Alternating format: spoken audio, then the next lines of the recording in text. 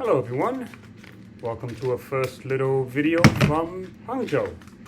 I'm sitting, to give you guys a little view.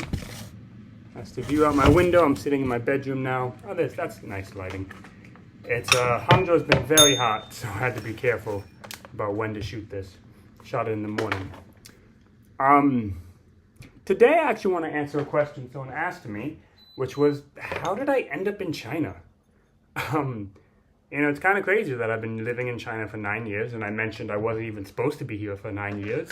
The original plan was 1 or 2. So what happened before that? What's the story?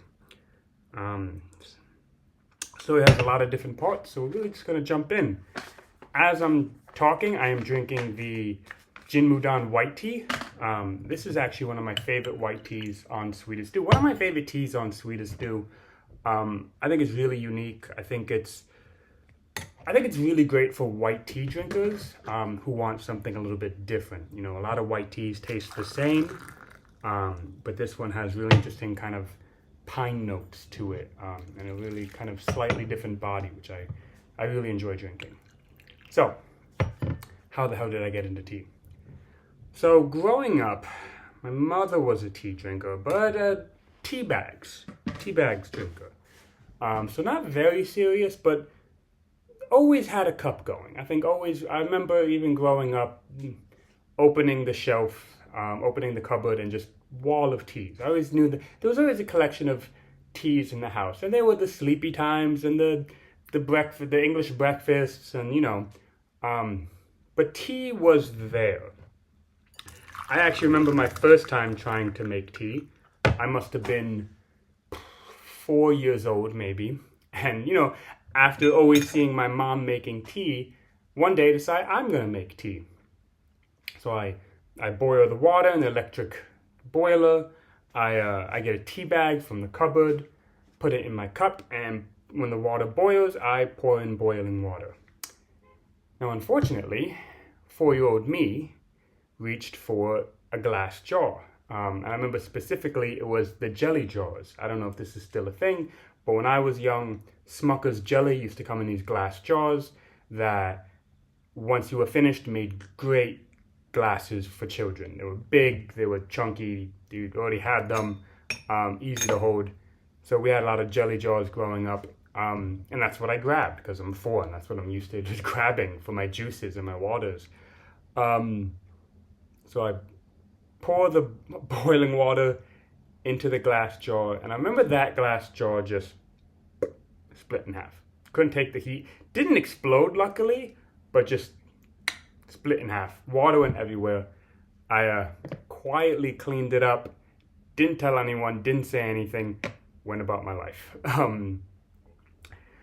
So then, so as years go on, I'm drinking tea bags. I remember in high school, my mother used to, when she would wake me up for school, she would put a cup of tea in my next to me in the morning so I could wake up, drink some tea. And so then somewhere in there, that kind of got me into, and so I also remember that, so I started getting interested in tea a little bit, and because my mom would add a bunch of milk, milk and sugar. And I said, okay, what about it without milk and sugar? And then somehow that led me to exploring different types of teas. And just a little bit, just going to New York City's Chinatown. I'm born and raised in New York, for those who don't know. New York City's Chinatown, picking up the overly smoky Lapsang, the really weird Longjing, the cheap beginner teas. So I did all of that. Okay, so I'm starting to get a little bit into tea. Around this time, I'm also drinking bubble tea. I was a big bubble tea kid in high school. I think that's also what got me into this idea of drinking tea. It started as very milky and lots of bubbles. When you go to the nicer bubble tea spots, you can kind of choose which tea you want. So I said, okay, there's different types of teas. Okay, and I don't remember, there wasn't really a straight line of causation or, of events here. It just kind of happened around the same time. I started looking at Chinese teas, and I was like, okay, I kind of like tea actually. but going anywhere with it, having a job in it, back in my mind, not even a thought, not even a thought. About 2012-ish, I'm working at Topshop in New York City, in Soho. Topshop was a clothing store, and it was a clothing store.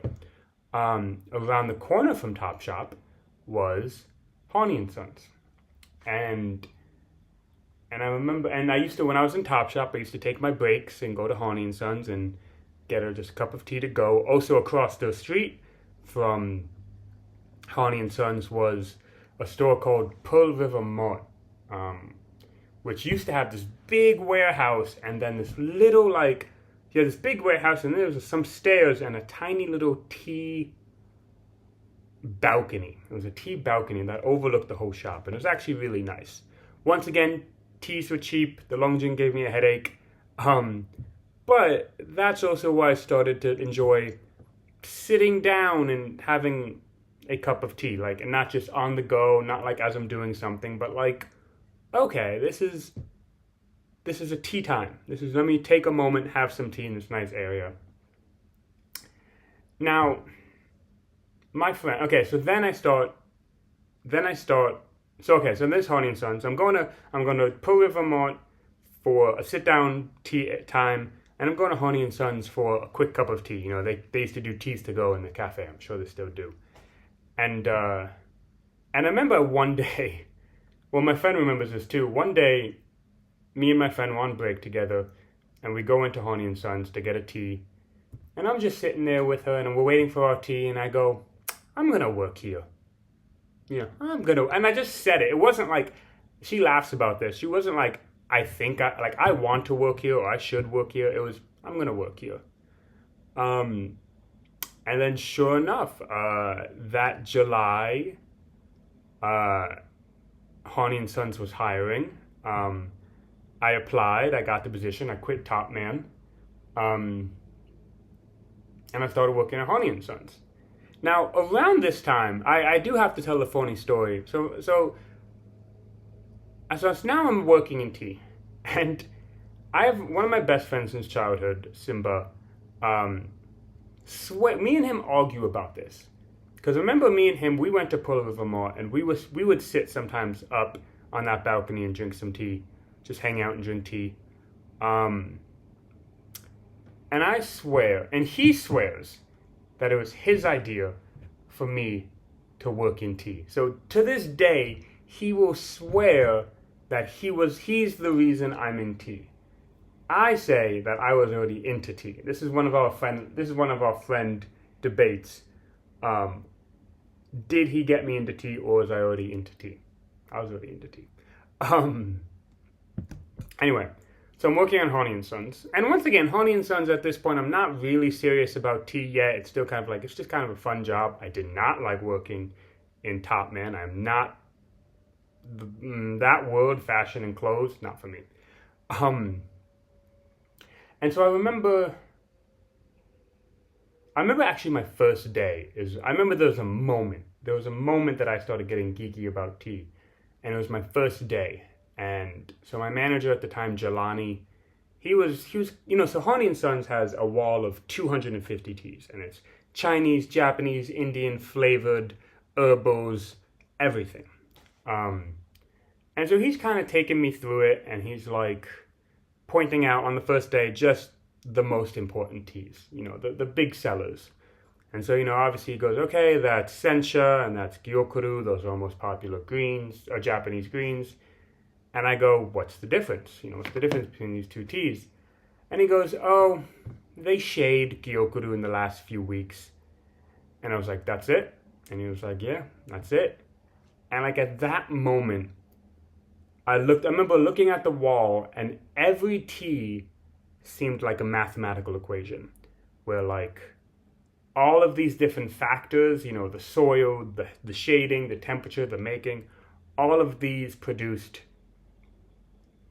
yielded a flavor. And by changing one of these variables, you changed the flavor. I remember at that moment, I got that, and that opened the world for me. I was like, oh, this is really cool. because I've always been a guy who like paid attention to the differences in things, you know, the good, the bad, why is this better, why is this not. So I worked at Honey and Sons for a while, a good 2 years maybe, and you know, like I said, Indian teas, Japanese teas, Sri Lankan teas, herbal teas, everything. Found myself just attracted toward the Chinese. I just enjoyed the fact that the Chinese teas had the biggest range of flavors. You know, you had the yenchas, from the yenchas to the tiaquanyens to the white teas to the anji baichas, you know, wide range of flavors. Japanese teas had some range of flavors, but they were generally vegetal greens, right? I did like the Kagoshima, I remember that. So I'm at Honey and Sons for a few years, and then after Honey and Sons, I started working at Tea Drunk. I had found Tea Drunk on Tumblr, and gone there and started there as a customer, became a regular, and then just shifted into working there. And Tea Drunk, you know, so Honey and Sons was a lot of teas and a little bit of everything. Tea Drunk was only Chinese teas, but really, really geeky, really, really getting into it. So working at Tea Drunk, and I worked at Tea Drunk for another 2 or 3 years. That was just diving deep and really getting into all of the different things there are with Chinese teas and just all of the different flavors, even within one type of tea. Like I remember at Tea Drunk, we used to do the Tuesday tea off, which was every Tuesday we would say, okay, the tea of this week is Silver Needle. And then customers would bring in a Silver Needle from different companies and we would blind taste them. And sometimes it was 5, 6, 7 of the teas, especially if it was a Silver Needle, if it was a Chaud Pu'er.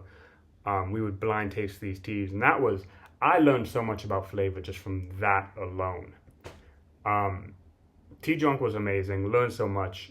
You know, and Tea Drunk was also amazing, was also great because Tea Drunk, when it was in the East Village, she has a different shop now, was a very small shop.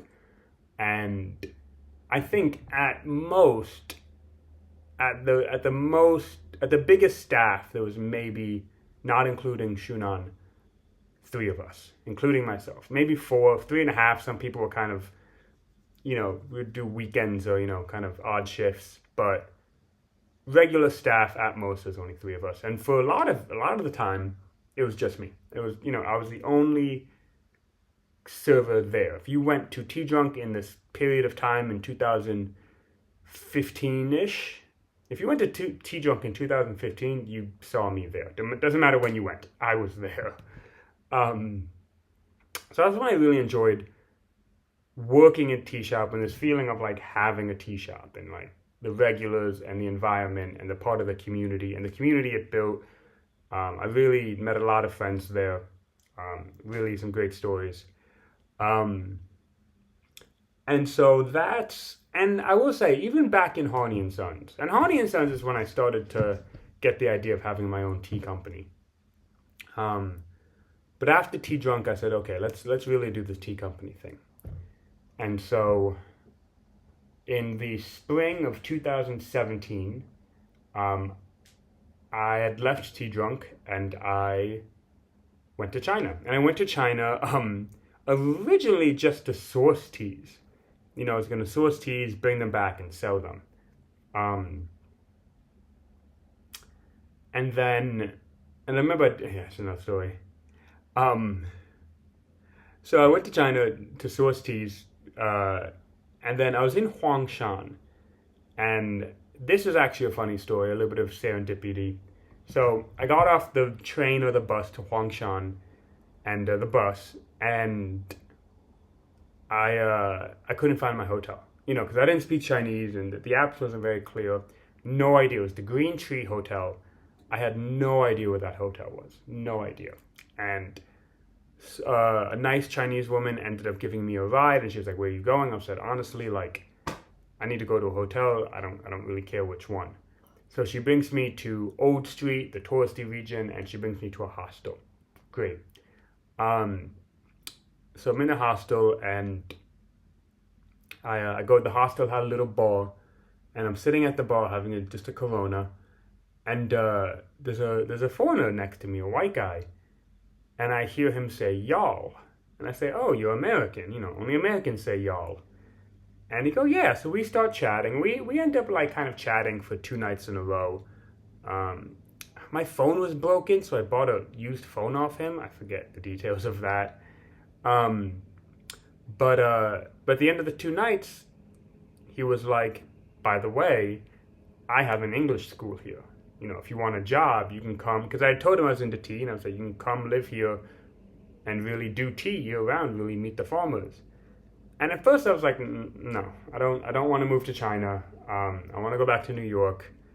And I also really didn't like Huangshan when I first went, because I had spent most of the time in that touristy area. So compared to other areas, it felt very touristy. I didn't like my experience in Huangshan that first weekend. I remember leaving Huangshan and thinking, oh, I'm so glad I don't have to come back till next year. Yeah, irony of that. So I get some teas. I did okay. I go back to New York, and like a week later, I just kind of wake up and I'm just like, I need to go to China. I was like, that's an amazing opportunity. Like, even if I didn't really love the idea of living in China, I didn't love the idea of living in China at first. But like, even if I just do a year or two, that's an amazing opportunity for so many reasons. So I messaged him. I was like, hey, you still got that job? And he's like, yeah, I still got that job.